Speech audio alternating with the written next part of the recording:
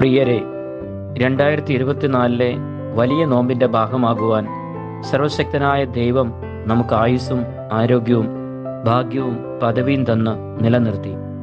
നമുക്ക് നന്ദി പറയാം. വലിയ നോമ്പിലെ 15 ദിവസങ്ങൾ ദൈവത്തോട് കൂടുതൽ അടുക്കുവാൻ, ദൈവവചനം ധ്യാനിക്കുവാൻ തക്കവണ്ണം ദൈവം നമുക്ക് അവസരം നൽകി. നമുക്ക് സ്തോത്രം അർപ്പിക്കാം. 16-ാം ദിവസമായ ഇന്ന് സഭയായി നിശ്ചയിച്ചിരിക്കുന്ന ധ്യാന വിഷയം വാക്കുകളിലെ വചന പെരുമ എന്നുള്ളതാണ്. ധ്യാനിക്കുവാൻ നൽകിയിരിക്കുന്ന വേദഭാഗം വിശുദ്ധ മത്തായിയുടെ സുവിശേഷം 15-ാം അധ്യായം 16 മുതൽ 20 വരെയുള്ള വാക്യങ്ങളാണ്.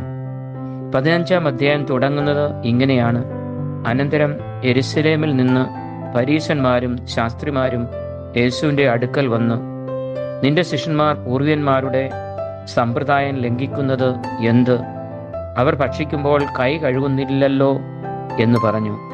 യഹൂദന്മാരുടെ ന്യായപ്രമാണപ്രകാരം അശുദ്ധമായത് ഭക്ഷിക്കുകയോ സ്പർശിക്കുകയോ ചെയ്യുന്നവൻ അശുദ്ധനായോ ആകും. ആരാധനയ്ക്ക് അവൻ അയോഗ്യനായി തീരുകയും ചെയ്യുന്നു. യേശു അത് തിരുത്തി ജനക്കൂട്ടത്തെ പഠിപ്പിക്കുകയാണ്. കഴിക്കുന്ന ഭക്ഷണമല്ല മനുഷ്യനെ അശുദ്ധനാക്കുന്നത്, പിന്നെയോ വായിൽ നിന്നും മനസ്സിൽ നിന്നും വരുന്ന വാക്കുകളാണ്. സംസാരം കൊണ്ട് തന്നെ നാം അശുദ്ധരാകുകയും ശുദ്ധീകരിക്കപ്പെടുകയും ചെയ്യുന്നു എന്ന് യേശു ജനത്തെ പഠിപ്പിക്കുന്നു.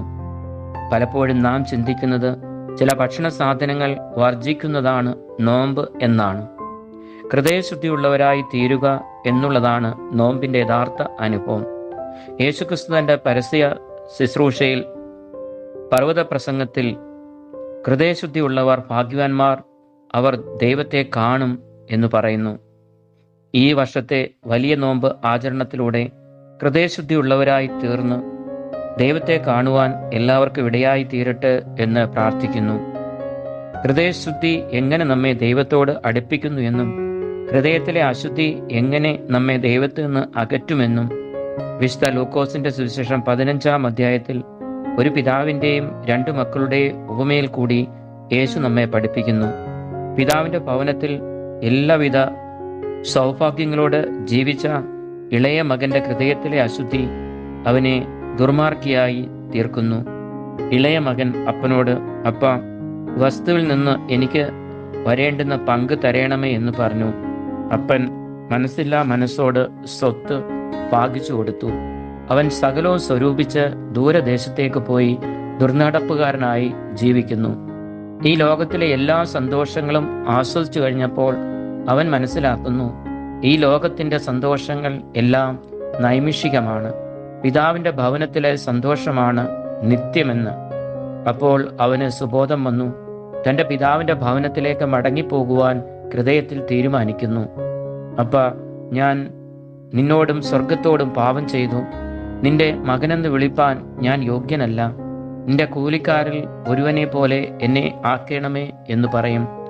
അവൻ അപ്പൻ്റെ അടുക്കൽ ചെന്ന് പറയുന്നതിന് മുമ്പേ അപ്പൻ അവനെ സന്തോഷത്തോടെ സ്വീകരിക്കുന്നു.